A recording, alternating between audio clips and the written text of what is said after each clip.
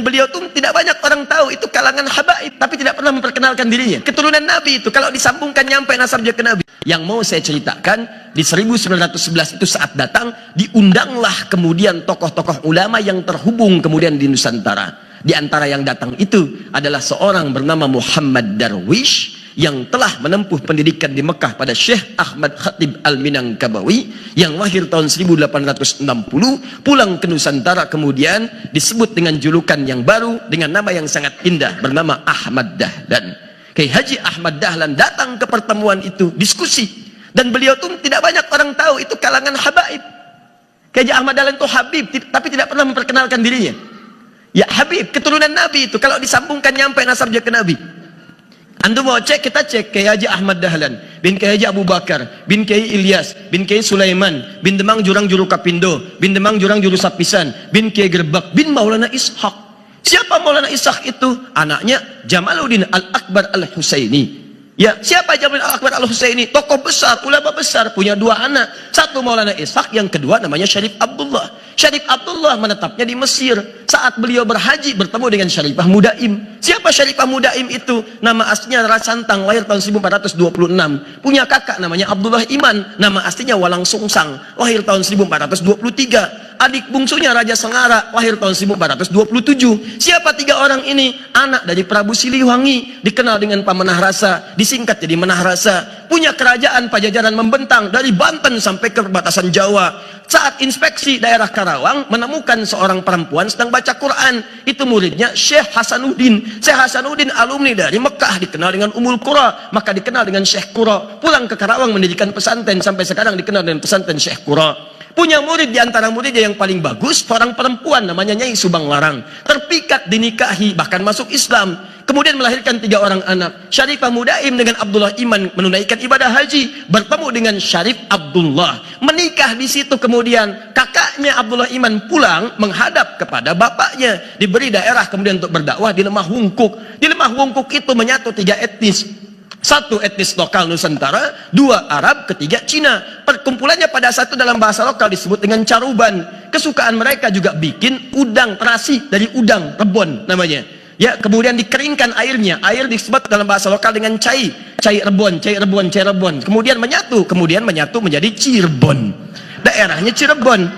Carubannya bertahan di wilayah Lasem. Jadi kalau dari Cirebon itu mau ke Lasem, Anda teruskan jalur Pantura sampai nanti masuk ke arah Semarang. Semarang lurus, mau ke arah lurus, depannya ada flyover, kirinya tandanya Masjid Syekh Ahmad Jumadil Kubra. Warnanya hijau, kubahnya warna emas. Depannya ada 3 gerai ATM, CMB Niaga, Mandiri, kemudian BNI.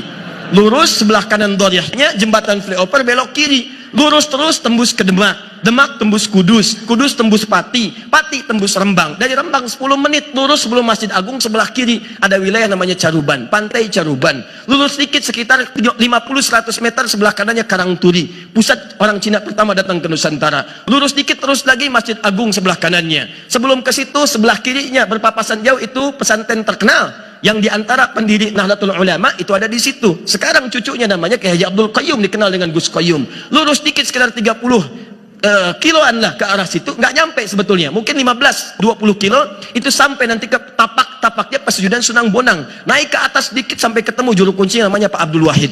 Dijelaskan ini sebetulnya bukan kuburan yang sering orang datang ke situ, kuburannya yang ada di sini, cuman tidak dipublikasikan supaya tidak banyak dikultuskan dan lain sebagainya. Itu ada, kalau Anda telusuri ketemu di situ. Nah, kemudian Syarifah Mudaim ini menikah dengan Syarif Abdullah, melahirkan seorang anak namanya Syarif Hidayatullah.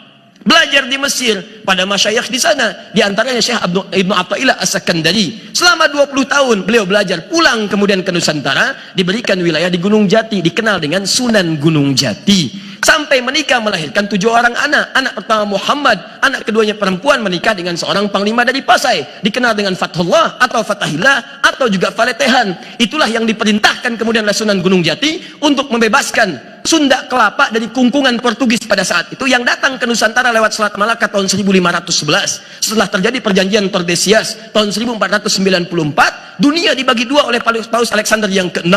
Ya, barat diserahkan pada Spanyol, timur diserahkan pada Portugis. Datang ke Nusantara lewat Selat Malaka tahun 1511, menguasai bagian Sunda Kelapa, diutus diutus oleh Sunan Gunung Jati, bebaskan Sunda Kelapa. Maka bermohon kepada Allah, mereka sholat, mereka wudhu, mereka berjihad. Jihad itu membela keutamaan negara pada saat itu, membela keutamaan bangsa masyarakat dengan atas niat karena Allah Subhanahu wa Ta'ala. Maka berangkat, ditaklukkanlah Portugis pada saat itu. Saat ditaklukkan, mereka bersyukur kepada Allah. Mereka tahu ini bukan cuma ikhtiar, karena kalau senjata lawan senjata nggak mungkin, sana lebih canggih, lebih hebat.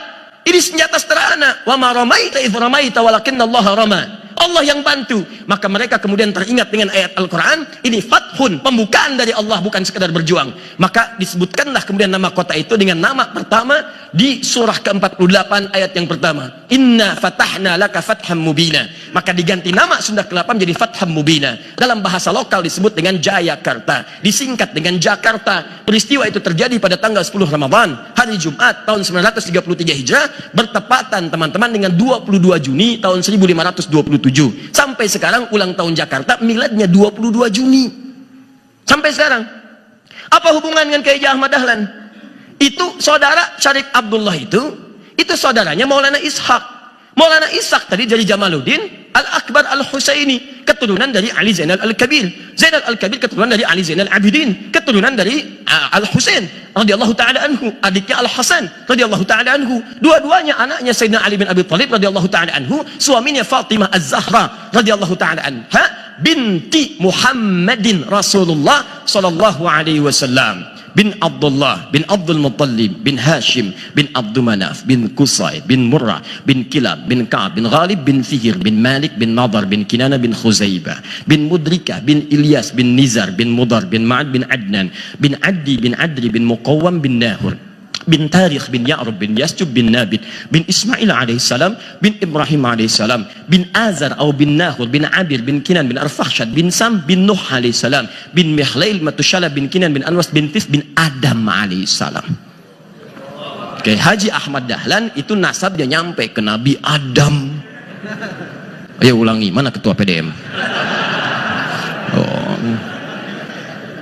Makanya setelah pertemuan itu pulang, setahun kemudian mendirikan Muhammadiyah dengan nama datuknya. Tapi diberikan ya nisbah dengan tak menunjuk pada sifat. Di Muhammadiyah itu bukan sekedar nama. Muhammad disebutkan 4 kali dalam Al-Quran. Quran surah ketiga ayat 144, Quran surah ke-33 ayat ke-40, Quran surah ke-47 ayat yang kedua dengan namanya, dan Quran surah ke-48 ayat 29.